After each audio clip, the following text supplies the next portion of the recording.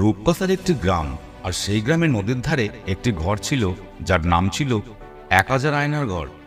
সেই গ্রামেই সুন্দর হাসিমাখা মুখের একটি ছোট্ট মেয়ে ছিল। মেয়েটি একদিন তার বাবা মার মুখে শুনতে পায় তাদের গ্রামের আয়নাঘরের কথা। এর আগে মেয়েটি কোনোদিন ঘর থেকে বের হয়নি, সে প্রকৃতিকেও দেখেনি কোনো বাস্তবতা। যাই হোক, সে একদিন চিন্তা করলো যে সে ওই আয়নার ঘর দেখতে যাবে, কিন্তু একা একা যেতে সাহস পেল না।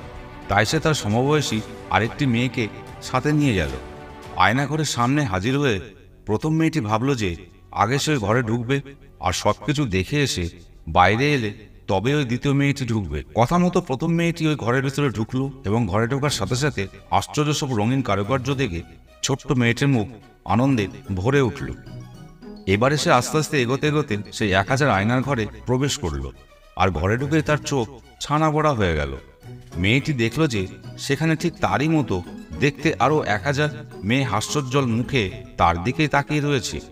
সে যা করছে বাকি মেয়েরাও ঠিক তাই করছে। ছোট্ট মেয়েটি এবার সবকিছু দেখে অনেক মজা পেয়ে বাইরে চলে এলো, এবং তার সাথে দ্বিতীয় মেয়েটিকে সব ব্যাপারে খুলে বলল, এবং বলল যে এমন সুন্দর জায়গা আমি আগে কখনো দেখিনি, সুযোগ পেলে এবার থেকে আমি ওই জায়গায় চলে আসব। প্রথম মেয়েটির সব কথা শুনে এবার দ্বিতীয় মেয়েটি কিছুটা ভয়ভীত মন নিয়ে ঘরের ভেতর প্রবেশ করলো, এবং ঘুরতে ঘুরতে আতঙ্কিত মন নিয়ে সেও এবারে সেই 1000 আয়নার ঘরে প্রবেশ করলো। ঘরে ঢোকার সাথে সাথে মেয়েটি ভয় পেয়ে গেল। ভয়ে তার মুখটি ফ্যাকাশে হয়ে গেল, আতঙ্কিত হয়ে উঠল চোখ। সে খেয়াল করলো ঠিক তার মতো দেখতে আরো 1000 মেয়ে আতঙ্কিত আর ভয়ার্ত চোখে তার দিকে তারা তাকিয়ে রয়েছে। এবার মেয়েটি যেই ভয়েতে 2 হাত তুলে বলছে, তোমরা কারা? সাথে সাথে বাকি 1000 মেয়েগুলো 2 হাত তুলে ওর দিকে নজর দিচ্ছে। এবারে মেয়েটি প্রচণ্ড ভয় পেয়ে গেল, এবং ঘর থেকে দৌড়ে বেরিয়ে এলো, এবং প্রথম মেয়েটিকে বলল, শিগগিরই বাড়ি চল, এটা খুব বাজে জায়গা, আমি আর কোনোদিন এই জায়গায় আসবো না। বন্ধুরা, এই গল্পটি থেকে আমরা যেটা শিখতে পারি তা হলো জীবনটা একটা আয়নার স্বরূপ।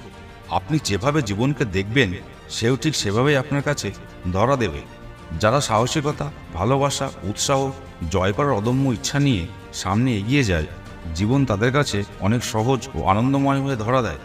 কিন্তু যারা হতাশা, ভয়, মানসিক অবসাদ নিয়ে সামনে এগোতে চায়, তাদের চোখে সাফল্য যেন মরীচিকার মতন। জীবন হয়ে ওঠে ক্লান্তিকর, বিষণ্ণময়।